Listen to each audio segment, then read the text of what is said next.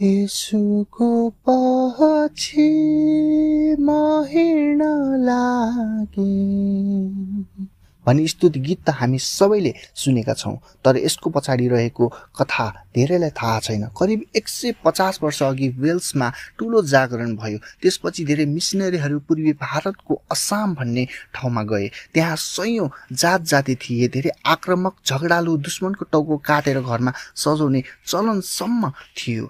त्यही ठाउँमा अमेरिकी ब्याप्टिस्ट मिसनरीहरू गएर प्रेम, शान्ति र येशूको आशा सुनाउन थाले। सुरुमा कसैले स्वागत गरेन, तर एकजना मानिस नोक्सेन र उनकी श्रीमती 2 छोराले येशूलाई माने। उनीहरूको विश्वास हेरेर अरू गाउँलेहरू पनि बदलिन थाले। यो कुरा गाउँको मुखियालाई मन परेन।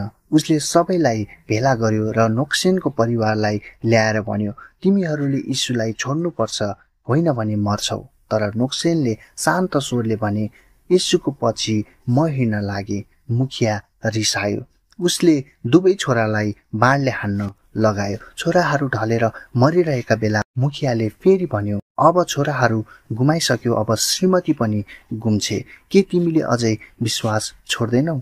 नोक्सेनले भने, कोही पनि मसँग साथ नभए पनि म पछ्याउने छु। मुखियाले उनकी श्रीमतीलाई पनि बाणले हान्न लगायो। केही क्षणमै उनी पनि मरे। फेरि मुखियाले भन्यो, अब अन्तिम मौका दिन्छु, विश्वास छोड, होइन भने तिमी पनि मर्छौ। तर नोक्सेनले आफ्नो अन्तिम वचन बोले, क्रुस मेरो अगाडि छ, संसार मेरो पछाडि फर्कने बाटो छैन। उनको परिवारको अन्य सदस्यहरू जस्तै उनलाई पनि गोली हानी मारियो। तर उनीहरूको मृत्युसँगै एउटा चमत्कार भयो। हत्याको आदेश दिने प्रमुख त्यस मानिसको विश्वासबाट प्रभावित भए। उनले सोचे, करिब 2000 वर्ष अघि अर्को महादेशको टाढाको भूमिमा बस्ने मानिसको लागि यो मानिस, उनकी श्रीमती र उनका 2 बच्चा किन मर्नुपर्ने? परिवारको विश्वासको पछाडि कुनै अद्भुत शक्ति हुनुपर्छ र म पनि त्यस विश्वासको अनुभव गर्न चाहन्छु। त्यही क्षण मुखियाले घोषणा गर्यो, म पनि येशूलाई पछ्याउँछु। मुखियाको मुखबाट यी शब्द सुनेर गाउँकै सबै मानिसहरूले येशूलाई स्वीकार गरे।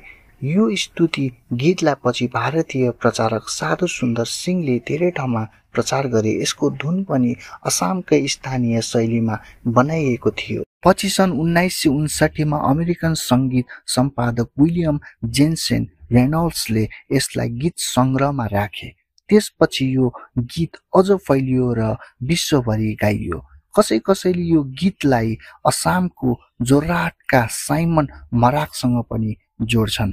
आज हामीले गाउँको एउटा साधारण परिवारबाट सुरु भएको विश्वासकै कारणले यो गीत गाउँदै आएका छौं। येशूको पछि म हिँड्न लागे, फर्कदिन, फर्कदिन, फर्कदिन, फर्कदिन।